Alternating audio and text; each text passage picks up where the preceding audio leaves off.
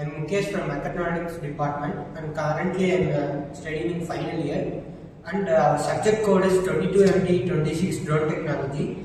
We have designed a drone called Quadcopter which will be explained by our teammates. I am Sri Sainath.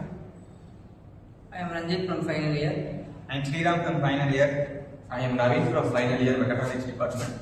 I am Sriram from final year. We have designed a quadcopter by using 4 BLDC motors, and we have designed 3D model in SolidWorks, and we have printed it in 3D printing machine by using PLD.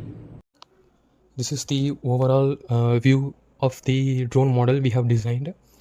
This is the top and bottom part of the drone. In this bottom part of the drone, we will place the distributor node for the motors.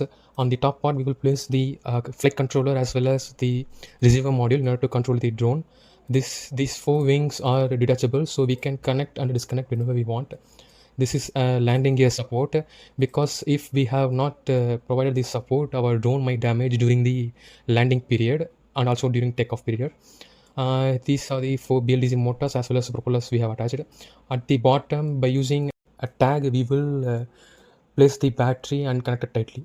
So this is the overall view of the drone model we have designed using SolidWorks software.